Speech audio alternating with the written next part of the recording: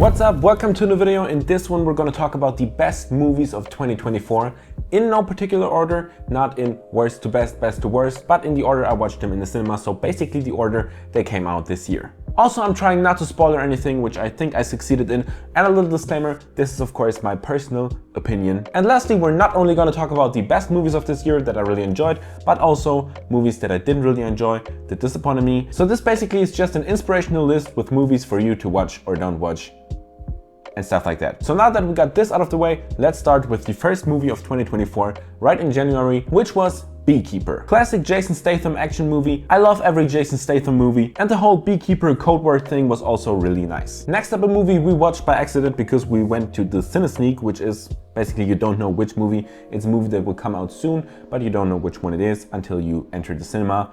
And it was Anyone But You. Corny ass love movie, but one of the better ones. I actually kinda enjoyed it. Sydney Sweeney and Glenn Powell, I hope I said their names correctly, were really harmonic together. A little bit too harmonic if you watch their Instagram. Next up, Poor Things. Crazy fucked up story, fucked up things happening, but very interesting visuals and definitely a cinematic masterpiece with amazing performances. So either way, definitely give it a watch. Next up, one of my absolute favorites this year, Civil War. Civil War follows some journalists and photographers. It was way more brutal than I expected. The where are you from scene, damn. And more relevant than ever with the US being so split after the last election. Don't worry, we have the same here in Germany. A24 always delivers, and I absolutely love the quick moments of quiet relief right in between the action with the still frames. Next up, Sting.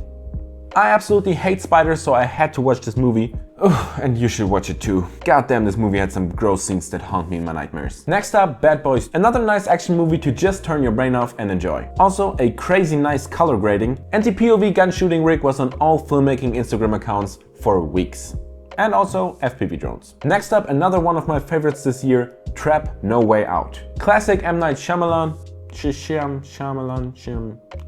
I hate that. I really enjoyed especially the first half of the film. Them or him trying to get out of the stadium with really genius tricks. You're always on the edge of your seat and really feel with him until you know what's really going on. And it was the first of several movies this year with a singer in a lead role. We'll come to that again with Smile 2. The singer in Trap was actually the daughter of the director M. Night, I'm not gonna say his last name. And this happening in at least 2 major releases this year kind of makes me think they took inspiration from Taylor Swift's Eras Tour, so yeah, that's that. Next up, Long Legs. Nicolas Cage really delivered as the villain. The whole experience sadly got a little bit taken away from me because there was one kind of, I don't know, drunk or high dude in the cinema who always yelled in the quiet scenes to the point where it was so loud that the whole cinema was screaming at him to shut the fuck up. And then the cinema had to pause the screen at the climax of the movie during the interrogation scene where Nicolas Cage is slamming his head on the table. They had to pause the movie right at that scene.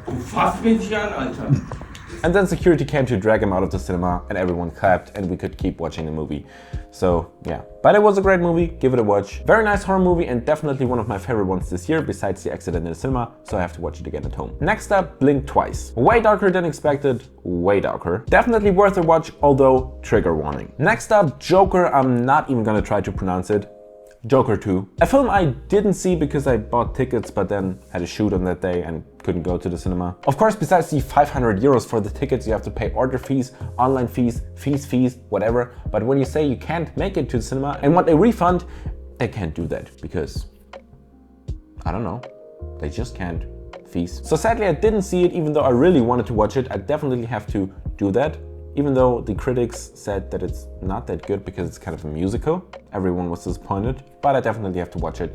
And you should probably too, because the first one was really good. Again, I don't know about the second one, but that's that. It was a film this year, so it's in this list. Next up, another one of my favorites this year. I absolutely loved the first one. And for me, it's the perfect example that the second part of a movie doesn't have to be bad. Smile 2. The opening scene was great, even though it had a very abrupt ending. Great one-taker, threw us right in the action where the first one left us off. And even though Smile 2 had the same concept as the first one, due to the following a famous singer, just like in Trap, it was still way different than the first one. One thing to criticize for me is that at the end you really don't know what is real anymore because of all the twists and turns, although that also could be a good thing, I guess. My favorite jump scare in Smile 2 was when the face turns into the headlight train car thing. God damn, that jump scare came unexpected. My favorite jump scare in the first one had to be the car window one. Also crazy creative. And it again had some crazy monster visuals with the eyes and everything. I loved her dancers following her through the apartment smiling, even though the ending was pretty predictable, setting us up for the third one, which will hopefully come out anytime in the future. Next up, Terrifier 3. With Terrifier, it always feels like they just had the idea for a very brutal scene that they wanted to do,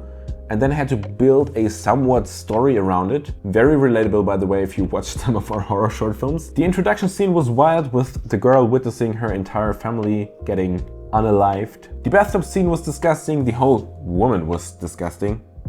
Don't get that out of context. And the shower scene was also very, very brutal and gory, but it's what you expect from watching Terrifier.